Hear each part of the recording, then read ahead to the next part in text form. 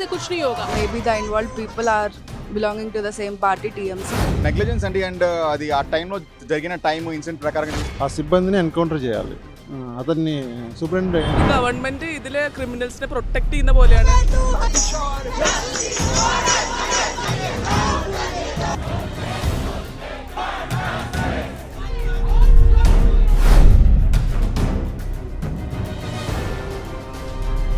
I don't think उन्होंने सही से हैंडल किया है इसे, बिकॉज वो मतलब जो वो बोल रही हैं वो मैच नहीं हो रहा जो इवेंट्स, एटलीस्ट मुझे तो नहीं ऐसा लग रहा कि जो वो कह रही हैं वो सही है. She is playing a dual role.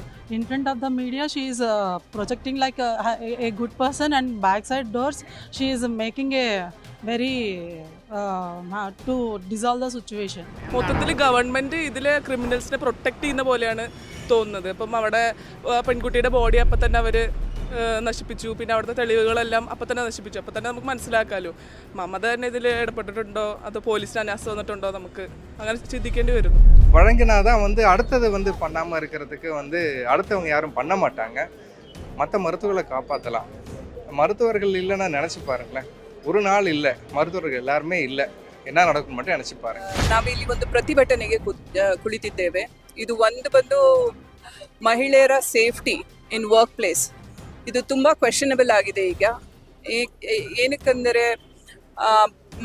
West ಬೆಂಗಾಲಲ್ಲಿ ಆಗಿರೋ ಭಯಂಕರ ಕೃತ್ಯ नम्मेल्लरिಗೂ ತುಂಬ भयभीतವಾಗಿ ಮಾಡಿದೆ. आम्ही खूपच डिसअपॉइंटेड आहे वेस्ट बेंगॉल गव्हर्नमेंटनी की आतापर्यंत काहीही असे ॲक्शन्स घेतले नाही आहे जे घ्यायला पाहिजे होते.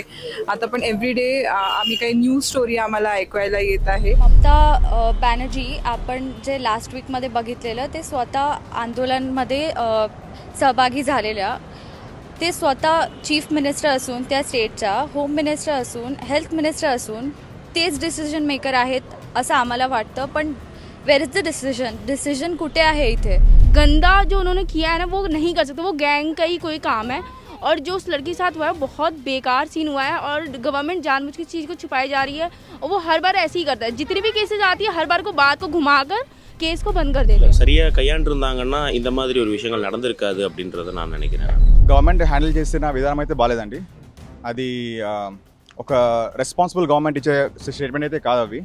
అండ్ రియాక్షన్ కూడా చాలా ఉన్నాయి. లైక్ ఎఫ్ఐఆర్ సరిగా ఫైల్ చేయలేదు, రకరకాల ఏమంటారు వర్షన్స్ చెప్పారు. ये कि सरकार को एक्शन लेना चाहिए इसके अगेंस्ट. तो मतलब इतने सारे प्रोटेस्ट हो रहे हैं तो उनको बल्कि सपोर्ट करना चाहिए, ना कि उनके अगेंस्ट कुछ बोलना चाहिए. और जितने भी एविडेंस हो उनको कलेक्ट करके जल्दी से जल्दी इन केसेस को डिस्क्लोज करना चाहिए. सिर्फ कैंडल मार्च निकालने से, सिर्फ अपनी रेज वॉइस करने से मुझे नहीं लगता है कि कुछ परिवर्तन आने वाला है, क्योंकि जब तक सरकार तक हमारी आवाज़ नहीं पहुंचती और सरकार कोई स्ट्रिक्ट एक्शन नहीं लेती है, सरकार कोई कड़ा नियम नहीं बनाती, तब तक मुझे नहीं लगता है कि कुछ भी ऐसा कुछ खास होने वाला है. और इस तरह की घटनाएं लगातार बढ़ती चली जाएंगी. पुलिस को एविडेंस के थ्रू इस केस को डिस्क्लोज करना चाहिए कि ये रेप है या सुसाइड है. मोस्टली तो ये रेप ही है, कोई सुसाइड तो है नहीं, बट वो एक एविडेंस बनाना चाह रही है ताकि केस को किसी भी तरीके से सुसाइड का नाम देके और लोगों का ध्यान इसकी सुसाइड की तरफ चला जाए और केस क्लोज हो जाए.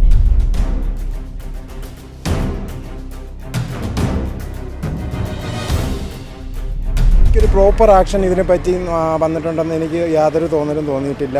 എനിക്കല്ല, എൻ്റെ കൂടെ പഠിക്കുന്നവർക്കും അതിനെപ്പറ്റി യാതൊരു പ്രോപ്പറായിട്ടുള്ളൊരു ആക്ഷൻ ഇതുവരേക്കും ഇതിനെ സംഭവത്തിന് കൂടെ വന്നിട്ടുണ്ടെന്ന് എനിക്ക് തോന്നിയിട്ടില്ല. അതുകൊണ്ട് യാതൊരു കാരണവശാലും മമതാ ബാനർജിക്ക് കഴിയില്ലെന്നാണ് എൻ്റെ ഒരു അഭിപ്രായം. प्रशासन जो पूरा इन्वॉल्व था, चाहे उसमें पुलिस हो, चाहे वो चीफ मिनिस्टर हो, पूरे जो अथॉरिटीज़ थे जो इस सब के लिए रिस्पॉन्सिबल थे, क्योंकि सिक्योरिटी एक पर्सन की ड्यूटी नहीं होती. एक कलेक्टिव जो अथॉरिटी है, जो वहाँ की गवर्नमेंट है, ये उसका होता है, चाहे किसका फेलियर हो, चाहे पुलिस का हो. गवर्नमेंट का इसलिए कि गवर्नमेंट उस जो बंगाल गवर्नमेंट है उसकी नाक ही नीचे हुआ है. पुलिस को सिक्योरिटी संभालने की जिम्मेदारी थी, वो फेल हो गई, तो पुलिस की भी है. सबका एक तो कलेक्टिव एफर्ट होता है जहाँ सब फेल हुआ है. இல்லை, மருத்துவம் சம்மந்தப்பட்ட அந்த மருத்துவத்துக்கு தலைவர் தான் சொல்லணும்.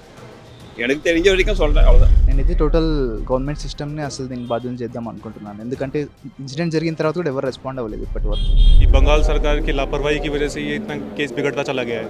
पहले जितनी 8 तारीख की रात को ये केस हुआ था और पुलिस की तरफ से कुछ बयानबाजी की गई थी कि सुसाइड का केस हुआ है, और ये पूरी बात से छुपा दी गई थी कि रेप और मर्डर भी हुआ है. तो ये बात तो सरकार को इस बात के लिए तो जवाबदेह होना पड़ेगा कि पूरे मामले में आखिर हुआ क्या, और जांच एजन्सी को उन्होंने पूरा योगदान देना पड़ेगा. महिला सीएम असलेल्या ठिकाणी तर मी त्याचा जाहीर निषेध करतो, पण आता निषेध करणे योग्य नाही आहे, रस्त्यावर उतरणे योग्य नाही आहे. कायद्यात बदल करून कोणत्याही प्रकारे संबंधित व्यक्ती जर डिक्लेअर झाला की हाच दोषी आहे, त्याला ताबडतोब भर चौकामध्ये त्याला फाशी देणं आवश्यक आहे असं मला वाटतं. जिन्होंने भी उनका रेप किया था उनको पकड़ के जेल में करना चाहिए, उनको सज़ा देनी चाहिए, उनको फांसी देना चाहिए, बट वो ऐसा नहीं कर रहे क्योंकि जो पुलिस है वो खुद इस एविडेंस को छुपा रही है और वहाँ पे तोड़फोड़ भी मच रही है ताकि एविडेंस मिट जाए. सीएम का ही काम था कि उसको मेंटेन करे, उसको रोके कि और ज़्यादा जो ऑलरेडी इतने लोग डरे पड़े हैं वहाँ पे कॉलेज में, तो वो और उनको दिक्कत ना हो. तो मेनली वो एज अ सीएम उनका काम था पुलिस को, क्योंकि सारा पुलिस कंट्रोल उनके पास है, जो ऑल सारे पॉलिटिकल डिसीजंस हो रहे हैं वो उनके पास है. तो इनिशियली उन्हीं को स्टेप्स लेने थे कि वो सब कंट्रोल हो जाए.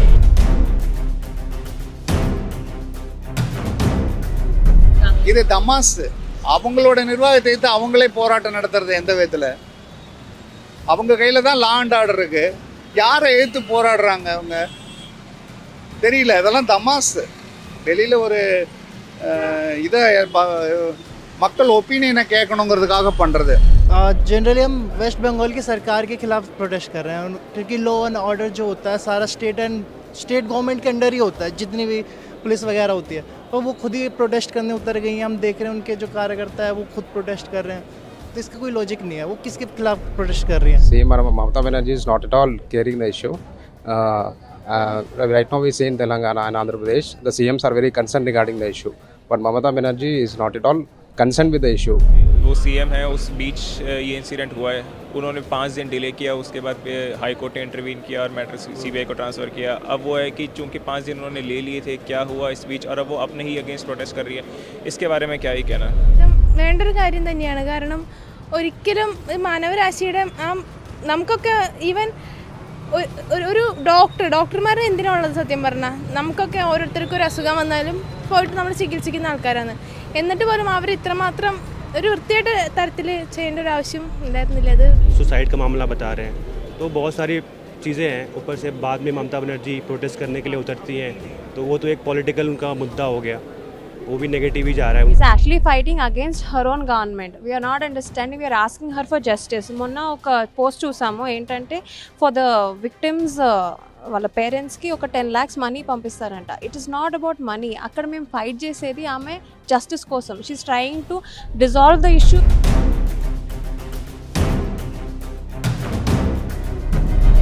ಆಕೆಯ ಪೋಸ್ಟ್ಮಾರ್ಟಮ್ ರಿಪೋರ್ಟು ಸುಮಾರು 150 ಮಿಲಿಗ್ರಾಮ್ ಒಂದು ದ್ರಾವಣ, ವೀರ್ಯದ ರೀತಿಯ ದ್ರಾವಣ ಆಕೆಯ ಗುಪ್ತಾಂಗದಲ್ಲಿ ಸಿಕ್ಕಿದೆ ಅಂತ ರಿಪೋರ್ಟ್ ಹೇಳ್ತದೆ. ಒಬ್ಬ ವ್ಯಕ್ತಿಯ ದೇಹದಿಂದ ಒಂದು ಸಾರಿಗೆ ಅಷ್ಟು ಮಟ್ಟಕ್ಕೆ ದ್ರವ ಹೊರಗಡೆ ಬರಲ್ಲ ಅಂತ ಅನ್ನೋದು ವೈದ್ಯಕೀಯ ವಿಭಾಗಕ್ಕೂ ಗೊತ್ತು, ಸಾಮಾನ್ಯ ಜನರ ಸಾಮಾನ್ಯ ಜ್ಞಾನ ಅದು. ಹಾಗಾಗಿ ಅಲ್ಲಿ ಕೇವಲ ಒಬ್ಬ ವ್ಯಕ್ತಿಯಿಂದ ಅತ್ಯಾಚಾರ ಆಗಿದ್ದಲ್ಲ ಅಂತನ್ನುವಂತಹ ಗಾಢವಾದಂತಹ ಅನುಮಾನ ಇದೆ. और ज़्यादा लोग इन्वॉल्व थे, कोई एक बंदे का काम नहीं था. Is not enough. I do not believe that it was carried out by just one person. Minimum 3-4 persons must have been involved. So we're waiting on CBI's report. கட்டாயமாக காப்பாற்றுறாங்க, அதில் எந்த டவுட்டும் கிடையாது. ஏன்னா ஒருத்தர் வந்து ஒரு பெரிய பதவியில் இருக்கிற ஒருத்தர் வந்து வெளியில் அனுப்பிச்சு அடுத்த 1 மணி நேரத்துக்குள்ளே வேறு இடத்துல பதவி கொடுக்குறாங்கன்றது கன்ஃபார்மாக காப்பாற்றுறாங்க, அதில் ஒன்றும் டவுட் இல்லை. அதை தவிர அந்த எவிடன்ஸை உடனே அதை அந்த பொண்ணோட பாடியை டிஸ்போஸ் பண்ணது, அவங்க அப்பா அம்மாவை கேட்டு தான் டிஸ்போஸ் பண்ணியிருக்காங்க. ஆனால் அதுக்கு அவசரம் காட்டினது, அதே இடத்துல வேறு கன்ஸ்ட்ரக்ஷன் ஒர்க்கை பண்ணுறது, இதெல்லாம் வந்து கன்ஃபார்மாக கேள்விக்குரிய கலப்பும். அது நமக்கே யோசிக்கணுன்றப்போ அவங்களுக்கு தெரியும் இதெல்லாம். ஆனால் ஏன் இந்த அளவுக்கு அவசரம் காட்டுறாங்கன்னா விஷயம் இல்லாமல் அது அவசரம் காட்டுறதுக்கு இல்லை. ஆனால் அது யாரையோ ஷீல்டு பண்ணுறாங்க. டெஃபினட்டாக அது அவங்களையே அவங்க ஷீல்ட் பண்ணிக்கிறாங்க கூட இருக்கலாம். ஏன்னா வேறு சில விஷயங்கள் அதுலேருந்து வருது, பட் அது நமக்கு ஆத்தென்டிக்காக தெரியாது. அதனால் அது எந்த அளவுக்கு உண்மைன்னு தெரியல. ஆனால் அவங்க யாரையும் ஷீல்ட் பண்ணுறாங்க, அது கன்ஃபார்மாக தெரியும்.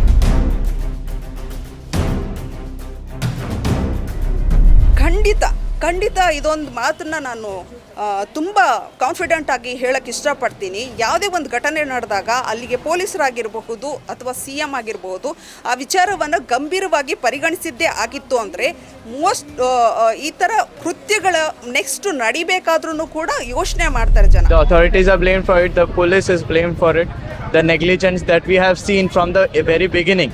like from the day of this heinous crime. Consecutively, the reluctancy that we have seen from the government, from the police. Both should be blamed, sir, because the police couldn't handle the mob which has attacked the doctors, sir. 2,000 doctors were attacked. Almost 7,000 people attacked at once. How can we sustain? Kolkata police पे भी ऊपर से pressure पड़ता है CM का, ममता का, तो उनको मानना पड़ता है। लेकिन जिस तरीके का हमने देखा कि हज़ारों की तादाद में मोब आया, उसको कंट्रोल नहीं कराया गया। और ऐसे तो है नहीं कि आम लोग उठ के चल देंगे हज़ारों की संख्या में एक साथ तोड़ फोड़ करने। आपको जब कुछ नहीं मिलेगा तो आप जाओगे किसी की तोड़ फोड़ करने? नहीं, उनको कुछ मिला होगा तभी तो वो आए होंगे और किसी ने भेजा होगा।